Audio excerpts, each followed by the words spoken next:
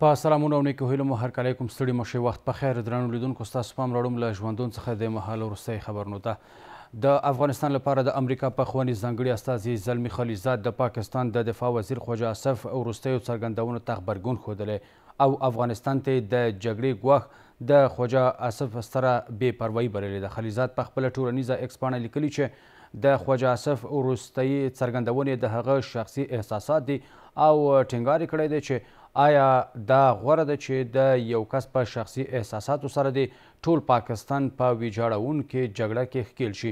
زلمي خلیلزاد یو وار بیا د ډیپلوماسۍ خبرو اترو او دوه اړخیزو تړونونو له لارې د افغانستان او پاکستان ترمنځ د ترینګلتیاو پر پای ته رسیدو ټینګار کړی دی.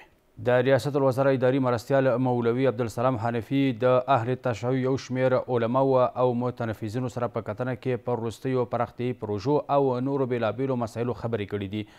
په دې تړاو د ارګ په ایکس پاڼه کې راغلي چې په دې کتنه کې د اهل تشیع استازو په هیواد کې د اسلامي امارت تر حاکمیت لاندې د پراختیایي پروژو په عملي کېدو خوښي ښودلې ده. بل خوا بیا د ریاست الوزرا اداري مرستیال ویلي چې اسلامي امارت افغان ملت ته د خدمت ژمنتیا لري او د ټولنیزې هوساینې او د خلکو د ستونزو حل لپاره به له هیڅ ډول هڅو دریغ ونه کړي.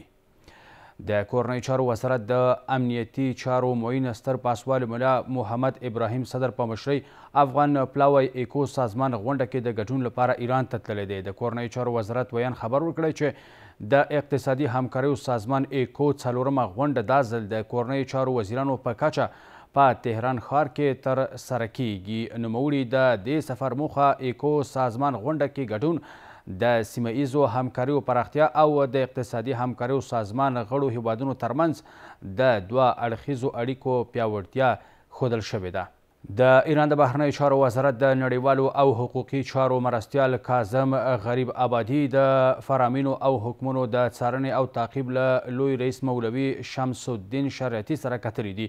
کابل کې د ایران سفارت په دې تړاو وایي چې دغه کتنه کې د دواړو هیوادونو ترمنځ د قضایي او حقوقي همکاریو د محکومینو د لیږد او دغه راز د ایراني بندیانو قونسلي ستونزو ته د رسیدو په تړاو خبرې شوې دي. په لومړي ځل د هرات خواف او اوسپنې پټلۍ له لارې افغانستان ته ډیزل تیل راوارد شول.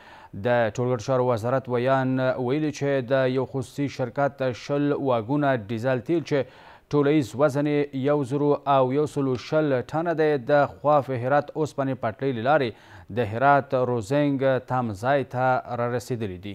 د افغانستان برېښنا شرکت وایي د دې شرکت او د ازبکستان د برېښنا رسونې ملي شرکت د تخنیکي ټیمونو د هڅو په پایله کې له دغه هیواد څخه د وارداتي برېښنا لیږد د مزي یو سرګیټ چې 4 ورځې وړاندې د امو پر سیند نه پرې شوی و بیرته ونښلول شو. د برېښنا شرکت مسؤلینو ویلي چې د دغه مزي له بیا نښلېدو سره به د کابل په ګډون په 11 ولایتونو کې د برېښنا پرې کېدو ستونزه تر ټولو ټیټې کچې ته راښکته شي. په کندهار کې د سوداګرۍ او پانګونې خونې روسیې ته د کندهار انارو د لومړۍ چوپې له استولو خبر ورکړی دی. د یادې خونې رئیس عبدالاحد صدیقي ویلي چې د روسیې له لوري د صادراتي تعرفو کمیدو له کبله د تازه میوو د پروسس یو شرکت له کندهار 22 ټنه انار روسیې ته صادر کړي دي. د روسیې ته د انارو صادرونکي شرکت مسؤل بیا وایي تمه ده چې د روان کال تر پایه به د تورغونډۍ له لارې تر 250 ټنه انار روسیې ته صادر کړي. د روسیې په هوایي بریدونو کې 4 ټنه اوکرانیان وژل شوي دي. د راپورونو له مخې په دغو بریدونو کې دغه راز 20 ټنه نور هم ټپیان شوي دي. بل لورته بیا د روسیې ځمکني ځواکونه د اوکراین ستراتیژیک ښار پوکرفسک ته ننوتلي دي او دغه راز د اوکراین ولسمشر ولادیمیر زیلنسکي د دغه خبر د پخلي ترڅنګ بیا ویلي چې دغه ښار کې وضعیت ترینګلی دی او د دې ښار په دننه او شاوخوا کې تودې جګړې روانې دي. زیلنسکي ویلي روسیې د اوکراین په ختیځ کې دغه ښار ته ګڼ شمېر سرتیري لیږلي دي. له عملتیا څخه مو مننه. تر بیا ښه وخت ولرئ.